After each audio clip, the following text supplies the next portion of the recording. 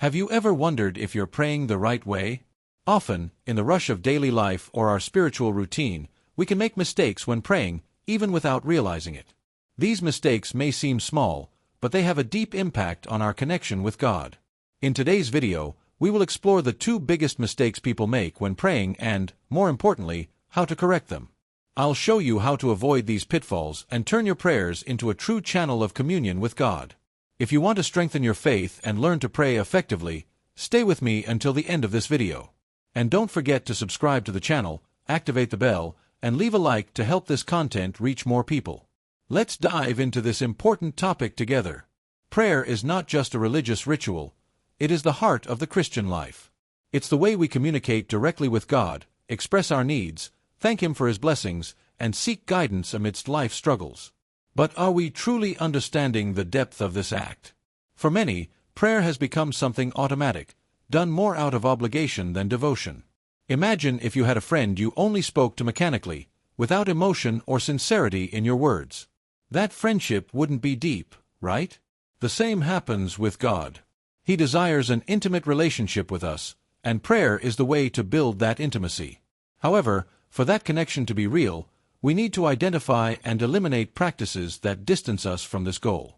When Jesus taught about prayer, He made it clear that the focus should be on the sincerity of the heart, not on appearances or empty repetitions. But even with this clear guidance, two main mistakes continue to be common in many Christians' lives.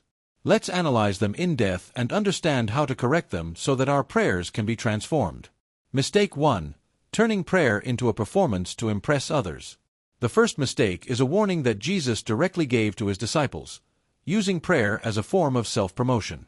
In Matthew 6 verse 5 He says, "And when you pray, do not be like the hypocrites, for they love to pray standing in the synagogues and on the corners of the streets to be seen by men."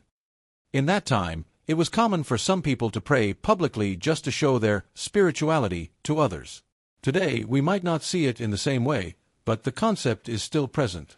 Often, when praying in public, we're tempted to use elaborate words or long speeches, more concerned with the impression we're making than with our connection to God.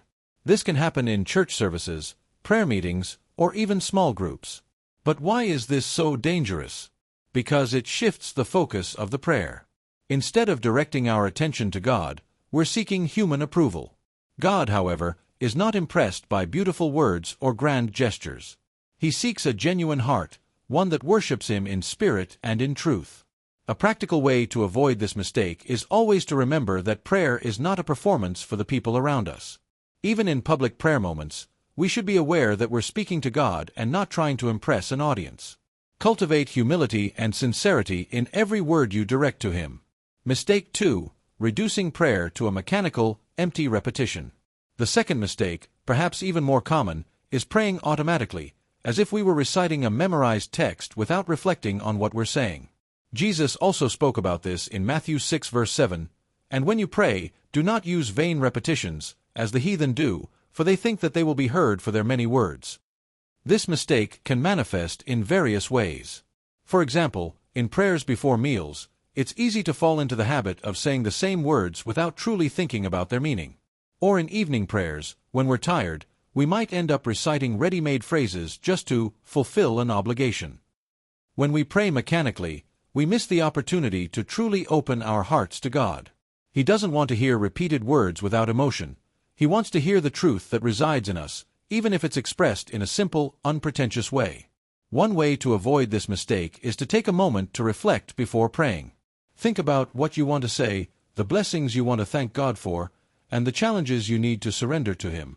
Make your prayer a moment of real dialogue, where you are present in body, mind, and spirit. How to pray the right way. Practical steps. Now that we've identified these two mistakes, the big question is, how can we pray the right way? First and foremost, it's essential to remember that prayer is a time of intimacy with God. There's no need for difficult words or long speeches. Be authentic, speaking to God as you would to a close friend, someone you fully trust. Create an appropriate environment to pray. If possible, find a quiet place where you can focus without distractions. Dedicate specific time for this moment, without rushing or interruptions. Remember, the quality of your prayer is more important than the quantity of words. Another valuable tip is to use the Bible as inspiration. Often, Bible verses can help us structure our prayers and bring new perspectives. For example, Psalm 23 is a wonderful passage to meditate on and turn into a personal prayer. The practice of continuous prayer. In addition to avoiding the mentioned mistakes, it's important to develop the habit of praying continuously. As Paul instructs us in 1 Thessalonians 5 verse 17, we should pray without ceasing. This doesn't mean being on our knees all the time, but adopting a prayerful attitude throughout the day. You can pray silently while driving, upon waking up, before sleeping, or any time you feel the need. Make prayer a lifestyle, something natural and present in all areas of your daily life. Prayer is much more than a routine, it's the key to a full spiritual life. By avoiding the mistakes of praying to impress others and praying mechanically, we can transform our prayers into genuine moments of communion with God. Remember, He's not concerned with the beauty of the words, but with the sincerity of the heart. Now, I want to hear from you.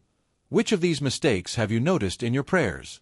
Share in the comments, and let's exchange experiences. Don't forget to like the video, subscribe to the channel, and share this content with your friends.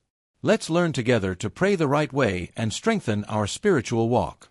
May God bless you greatly, and see you in the next video.